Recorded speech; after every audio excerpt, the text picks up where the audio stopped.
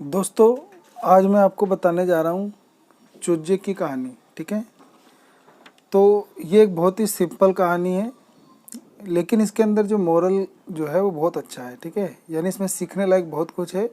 कहानी बहुत सिंपल है। तो क्या होता है कि एक बार एक पेड़ होता है, उस पेड़ के नीचे एक मुर्गी का घोंसला होता है और उसी पेड़ के ऊपर एक चील का भी घोंसला होता है।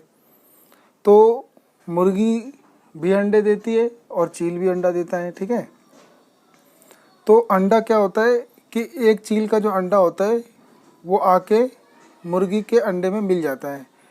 तो मुर्गी जो होती है वो अपने बच्चे को, अपने अंडों को अपना बच्चा समझती है और उस अंडे को भी सेक देती है जो चील का होता है। तो चील का अंडा भी वो सेक देती है, क्योंकि चील का अंडा जो है वो सेम साइज का होता है मुर्गी के अंडे के।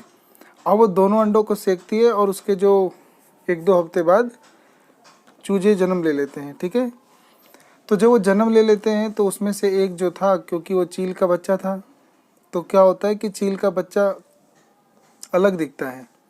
तो उसकी माँ को लगता है कि थोड़ा अलग हो गया होगा पैदा, तो वो उनके साथ ही जीने लगता है, चूजों के साथ। फिर एक दिन जो वो चूजा है वो देखता है कि मतलब चील का जो बच्चा है वो देखता है कि आसमान में तो मेरे जैसे दिखने वाले उड़ रहे हैं, ये तो एकदम आसमान के बादशाह हैं, सारे के सारे चील हैं, मैं भी उन्हीं बादशाहों की तरह दिखता हूँ जो आसमान में उड़ रहे हैं। तो लगता है कि मेरी जात के लोग तो यही है और जो बादशाहों की तरह आसमान में उड़ रहे हैं।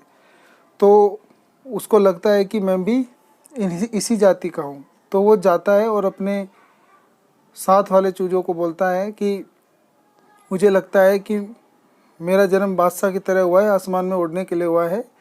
तो बाकी सब बोलते हैं, अरे तुम अपने होश में तो हो, ये तुम ऊपर उड़ने की बात करते हो, तुम्हें ऊपर नहीं उड़ना है, तुम्हें नीचे रहना है, नीचे ही खाना खाना है, नीचे ही अपनी ज़िंदगी मतलब गुजारना है। ठीक है, ऊपर नहीं जाना है, हमारा संबंध ऊपर से नहीं है। तो कहता है कि चलो ठीक है। फिर कुछ दिन और बीत जाते हैं, वो देखता है कि उसके पंख तो बाकियों से बड़े हो रहे हैं। उसको लगता है कि बिल्कुल मैं आसमान में उड़ सकता हूँ।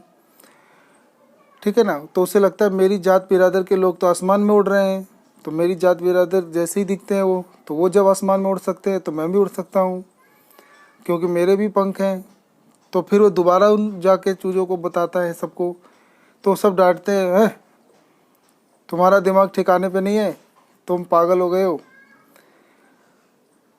तुम नहीं उड़ सकते, तुम हमारे साथ ही नीचे रहो, ऊपर मतलब तुम्हें आसमान में उड़ना नहीं है। तो वो चील का बच्चा समझाता है कि देखो मेरे पर हैं, मैं ऊपर जो आसमान में बादशाह की तरह उड़ रहे हैं चील उनकी तरह हूँ। तो वो कहते हैं नहीं नहीं, तुम हमारे ही साथ रहो, तुम्हें उड़ने की कोई ज़रूरत नहीं है।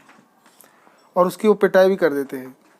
उसके बाद से वो मान लेता है कि उसको नीचे ही रहना है। उसके बाद वो हिम्मत छोड़ देता है और वो बेचारा चूजे की तरह जीवन बिताता है और नीचे ही रह के मर जाता है। ठीक है, तो इस कहानी से हमें सीख मिलती है कि जैसे हमें ईश्वर ने बेहतर बनने के लिए पैदा किया है। ठीक है, तो हमें जो ईश्वर ने पैदा किया है वो बेहतर बनने के लिए पैदा किया है, और बेहतर हम तभी बन सकते हैं जब हम राय जो है उन लोगों से लें जो बहुत ऊंचाइयों तक जाते हैं।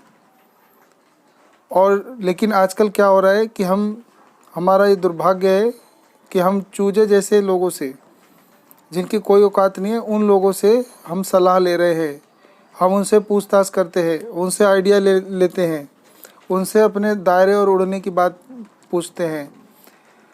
तो हमें चाहिए कि हमारे पतन का मेन कारण है दूसरों से सलाह लेना। तो हमें चाहिए कि हम बेहतर लोगों से, अपने अध्यापक से, अपने माता पिता से, या जो काबिल लोग हैं उनसे ही बढ़िया सलाह लें और ज़िंदगी में आगे बढ़ें। तो अगर कोई हमसे कहता है कि ये काम तुम्हारे बस की नहीं है, ये काम तुम्हारे बस की नहीं है, वो काम तुम्हारे बस की नहीं है, तो वो हमें आगे बढ़ने से रोकता है। तो हमें उनकी बातें नहीं सुननी चाहिए और हमें निडर होके जो कठिनाई वाले काम जो हमें लगते हैं वो हमें करने चाहिए। हमें दूसरों की बातों में आके छोटे मोटे काम करके अपना जीवन यापन नहीं करना चाहिए। तो उम्मीद करता हूँ कि ये कहानी आपको पसंद आई होगी। मिलते हैं अगली वीडियो में। आप सबका अपना कीमती समय देने के लिए धन्यवाद।